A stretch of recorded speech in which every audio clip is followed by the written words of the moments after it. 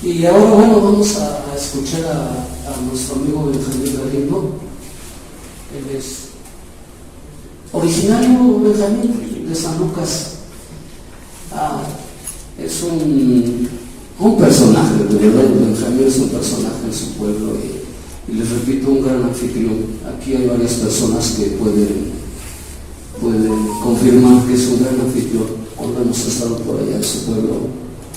Solo atenciones hemos recibido de todo su tiempo, al igual que su esposa, la doctora, a quien le enviamos un saludo. Benjamín, es suya la palabra.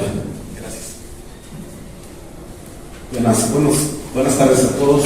Agradezco al equipo de la crónica, al secretario del ayuntamiento, a la presidenta, el espacio que se nos da precisamente para expresar lo que se está investigando a la actualidad. Afortunadamente todavía contamos con personas muy valiosas que nos distinguen con su amistad. Nosotros, en lo personal, conozco a la maestra aproximadamente hace 12, 14 años y precisamente la encontramos en el pueblo de Jolo, del que se está hablando y donde yo soy miembro de una de las pocas familias troncales que todavía existe. Me considero privilegiado porque ya en muchos pueblos no hay familias troncales, ya se perdieron esas líneas y los linajes por consiguiente.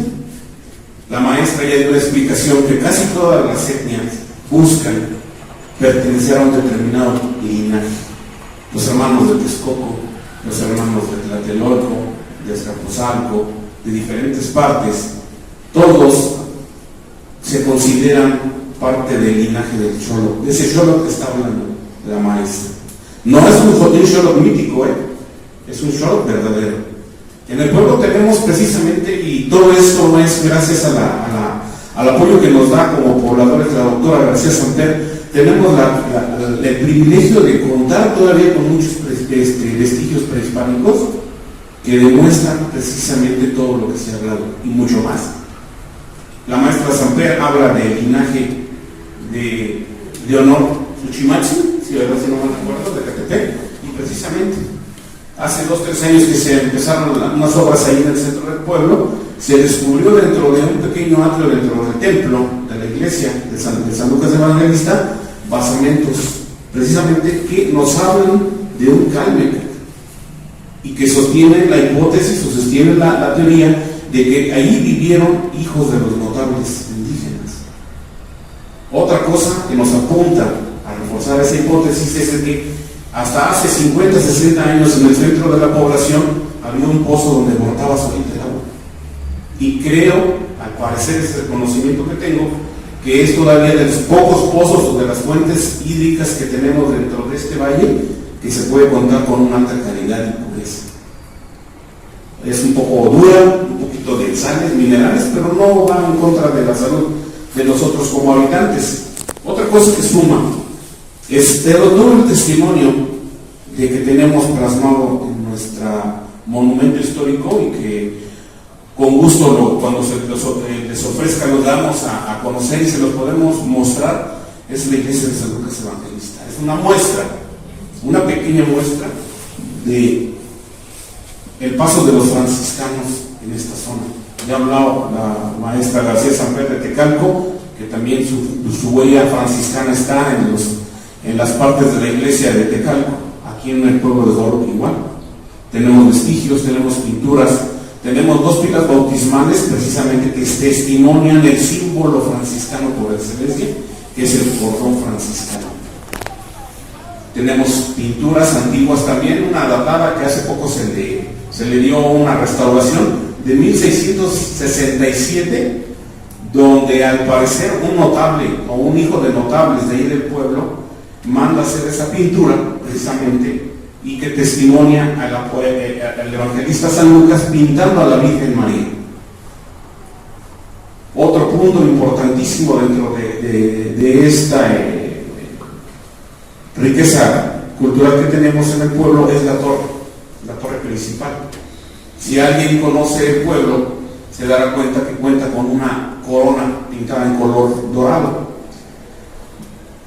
El pueblo general maneja la teoría de que esa corona es porque el rey Xolo estuvo ahí, pero es incongruente, no puede ser, los tiempos no coinciden, no cuadran como para poder sostener esta hipótesis.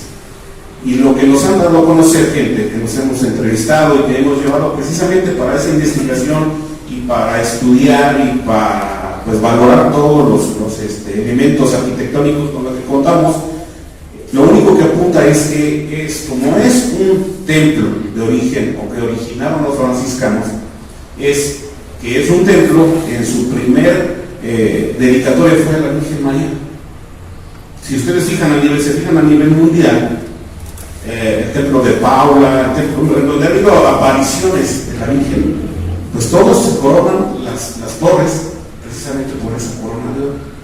La Virgen original que trajo Hernán Cortés, pues si ustedes checan el dato y checan lo original como es, o de dónde viene, o un dato exacto, es una Virgen hecha en madera, que es una madera muy probable de ébano, es un color oscuro, pero que también está coronada, precisamente esa Virgen.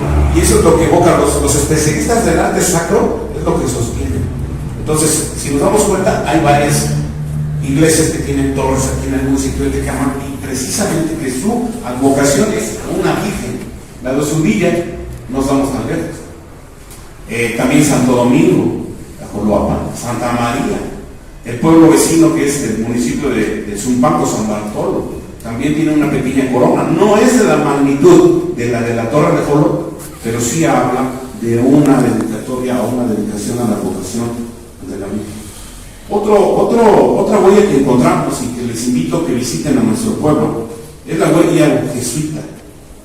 No cabe duda que el poderío jesuita también se manifiesta en muchos lugares del municipio. Y uno de esos lugares, o esas partes de ahí en nuestra iglesia de San Lucas Evangelista, es el retablo. Si ustedes van y revisan o lo van a observar y se dan cuenta precisamente del poderío jesuita. Estamos hablando de que la iglesia de la hacienda, de Santa Lucía, tuvo tal poderío económico en la época colonial que precisamente el poblado más cercano de la iglesia de Santa Lucía fue Jolo. Entonces, por lógica, tuvo que haber una interconexión, una relación que determinó los rumbos del pueblo. Entonces, vuelvo a insistir, el retablo. El segundo retablo, porque hay un primer retablo. También eso les invito a que ustedes, como investigadores, porque les gusta leer, chequenlo. Podemos tener una plática, conexiones con la doctora María García Samper, con el profesor director de la crónica de Tecámac. El primer retablo que apareció, la advocación a la Virgen María, se encuentra en la iglesia de Reyes Zaragoza. Todavía estamos en investigación, precisamente en documentos de la parroquia de San Salvador Tizayuca, porque nosotros pertenecíamos con la curia a la cuestión religiosa. Jolo y Reyes pertenecía a la iglesia de San Salvador Tizayuca, y ahí es donde estamos buscando los datos precisamente por qué fue ese cambio. ¿Sí? Entonces, estamos con un antecedente que es el primer retablo, segundo retablo. El segundo retablo es bellísimo. Les invito, les insisto que vayan y testimonien y que lo vean con sus propios ojos. Tenemos muchas más riquezas. Tenemos otra advocación de los franciscanos que se llama, ustedes entran del lado derecho, no sé, bueno, ahorita aquí está la imagen por ahí del templo o de la iglesia. A la entrada está un cuadro perfectamente antiguo y que ya lo checaron los especialistas, y es auténtico, al igual de que les estaba yo describiendo del San Lucas Evangelista, del lado izquierdo, un cuadro de 1667. El del lado contrario precisamente es un poquito más antiguo y que se refiere precisamente a la vocación principal de los franciscanos, es la vocación de María de todos los ángeles. Ese cuadro es una réplica que me parece que la original está en una parte de Italia, Padua, ahorita se me va el nombre, perdón, pero es una réplica precisamente que habla del franciscanismo. Yo en lo personal no he encontrado rastros de los agustinos ni de otra orden religiosa, pero ahí se sintetiza, ahí se conforman las dos ideas del cristianismo, de la evangelización que vino con los conquistadores y la resistencia del pueblo originario. Si ustedes vieron la imagen que puso la doctora en la portada principal, hay dos elementos hasta arriba que que empiezan con la parte frontal del templo, es el sol y la luna. Para la cosmogonía indígena, para la cosmogonía y la forma de pensar de nuestros pueblos, precisamente es uno de los elementos principales, el sol y la luna, la dualidad. Pero también hay un sincretismo donde entra la evangelización y donde nuestros abuelos aceptaron pues la nueva educación. Allá en el pueblo, como otro punto importante, una de las principales figuras que se veneraban, que se adoraban en la parte antigua, en la época antigua, era Tlaloc.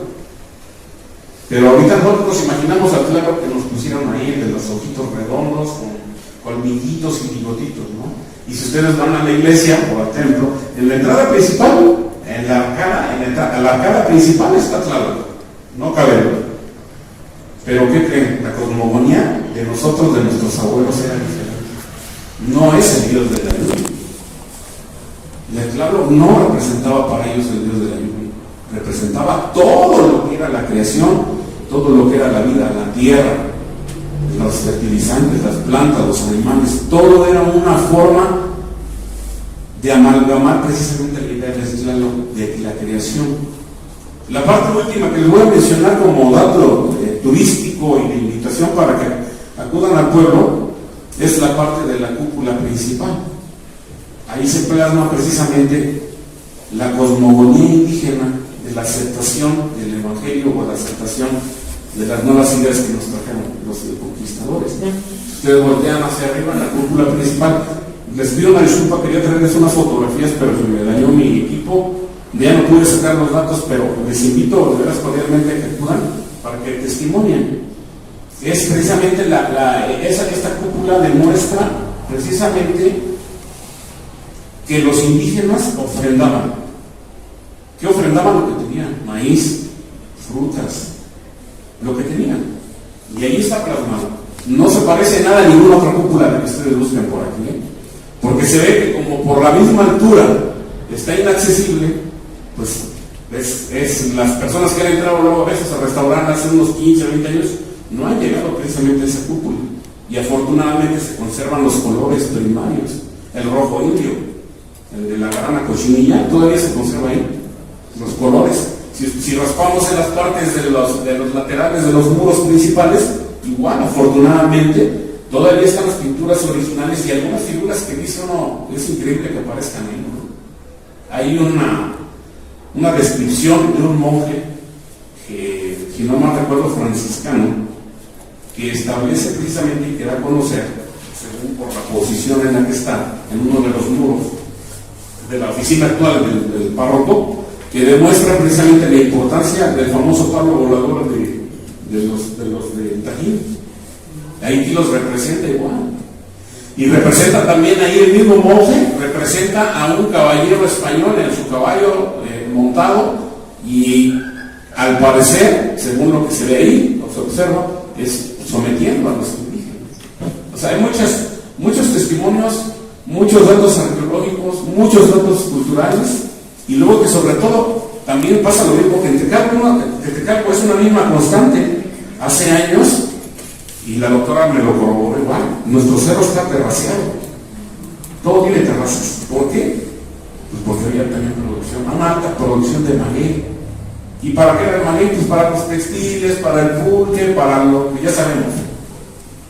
Y en el códice, en los títulos primordiales que nosotros tenemos, que también mostró aquí la doctora en imágenes, los títulos primordiales contra las temporalidades, así se llaman, y así están titulados, los preservamos en el pueblo como un tesoro.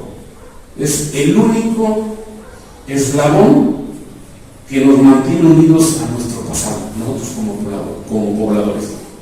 Esos títulos primordiales hablan de la lucha de nuestros abuelos por su territorio.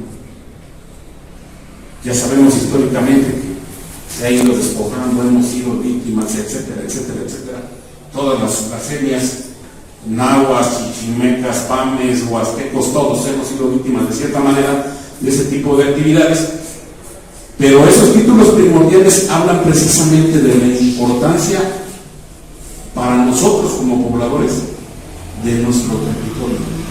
de conservar ese territorio, de tenerle amor a ese territorio.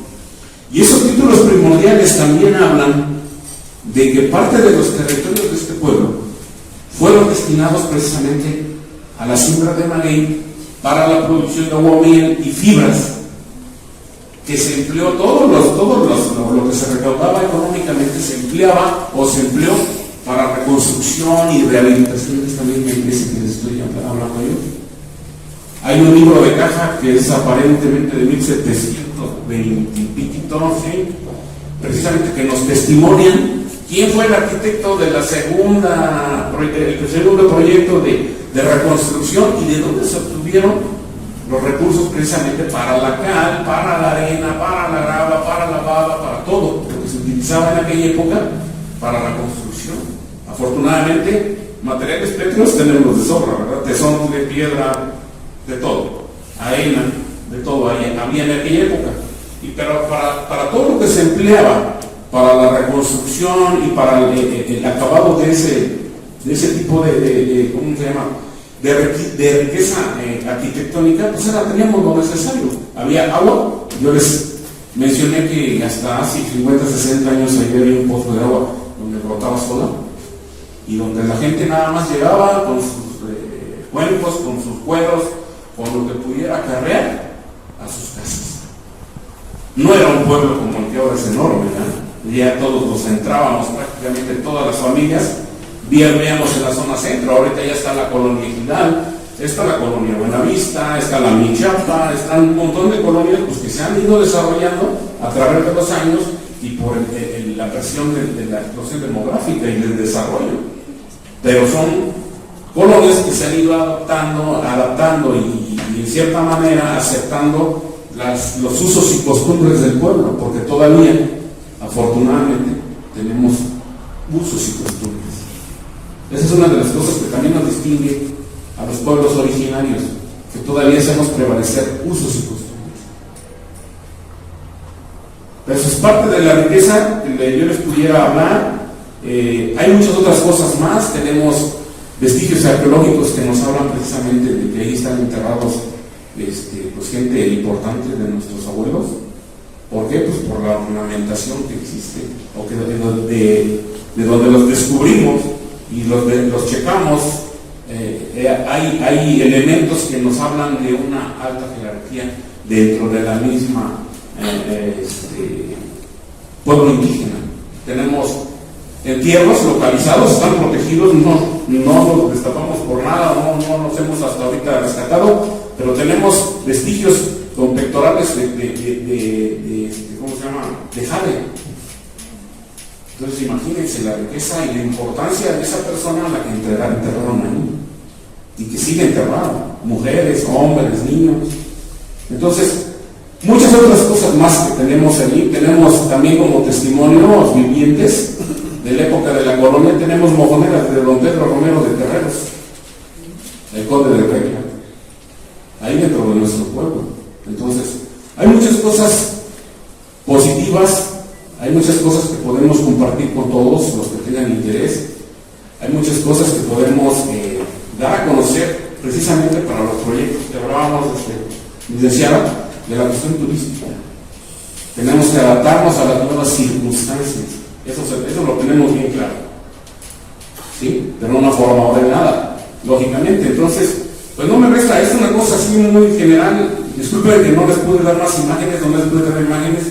Pero así de una forma muy general es lo que les puedo describir en el pueblo Tecalco también, porque sí los consideramos como pueblos hermanos, Tecalco y Jolo, y pues no me resta más que agradecerles y una aclaración más. Disculpen el tiempo, profesor. Ahí por ahí aparecen en los escritos o en la forma general Jolos, X-O-L-O-X. Eso para nosotros no quiere decir nada. El nombre de nosotros es Jolo, con C. ¿Por qué? Porque somos un pueblo de origen náhuatl chichimeca, como dice la doctora, chichimeca, ¿no? Pero somos chichimecas náhuatl. Así nos autorreconocemos. Entonces, por ahí se parece el nombre de Jolo, que es el mismo, Jolos, pero Jolo sí quiere decir, en lugar de Cholot. Y Jolo, pues para nosotros no quiere decir nada.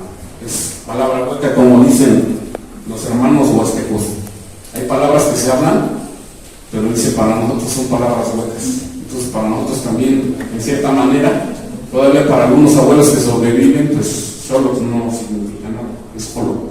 Les agradezco mucho su atención y pues aquí estamos para servirles. Le agradezco mucho a la doctora García Samper que estamos trabajando con ella en la investigación. Créanme que es muy exigente, pero vale la pena invertir tiempo y invertir otras cosas. Entonces les agradezco mucho su atención.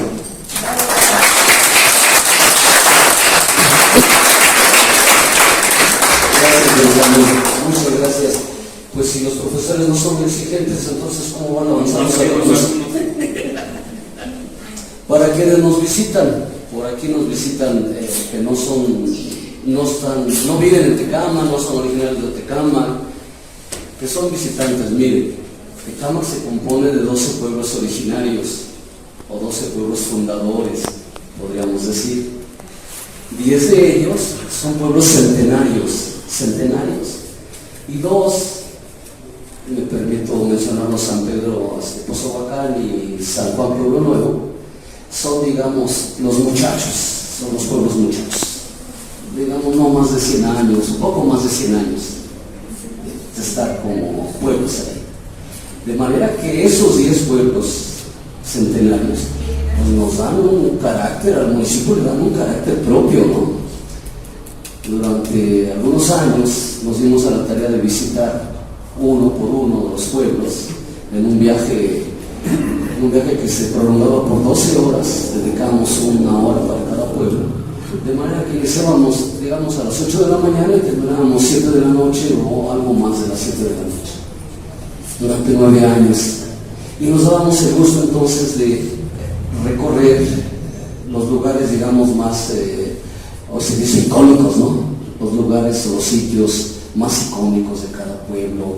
Desde luego los templos, no nos perdíamos los templos, había que conocerlos, si nos permitían, había que estar en el interior del templo o, si era posible, subir a los campanarios y admirar la construcción, la arquitectura, la resedumbre de esos edificios que pese a los siglos, ahí siguen, ahí continúan. Yo les invito a quienes no se han dado el gusto de conocer los 12 pueblos de nuestro municipio, háganlo, inténtenlo, dense el tiempo, es una cosa hermosa, se crea un sentido de pertenencia muy, muy interesante. Esa es la invitación. Y en esa invitación que les hacemos, quiero comentarles que entre los proyectos que se preparan para el año próximo, 2025, por el Bicentenario, como lo dije al principio de este encuentro, se tienen previsto los viajes turístico-culturales históricos por los 12 pueblos de Tecámac.